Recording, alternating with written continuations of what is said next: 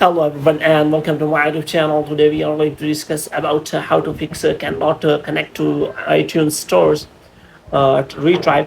For example, if you try to open the iTunes store app on your iPhone iOS 26 and after that you see this kind of error on your iPhone iOS 26, then how you can fix that? For this, what you have to do, you have to simply watch this video completely.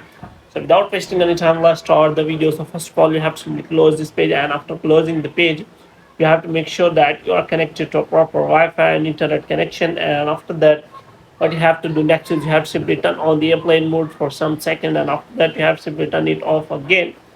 And the next thing you have to do is you have to simply go to settings again, and here you have to simply go for the general, and in general you have to scroll it down until you find the option of transfer or reset iPhone, and here you have to click on reset, and you have to reset all of your network settings.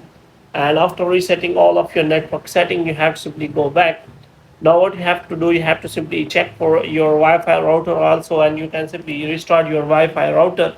And after that, what you have to do next, you have to simply click on the iTunes Store app, and you have to check whether your problem has been solved or not. If the problem is still there, then you have to simply take the screenshot of the problem, and you have to simply contact the Apple support and ask for the solution of the problem. Moreover, you can also discuss this problem in Apple discussions forum and ask the users whether how they got the solution of that problem.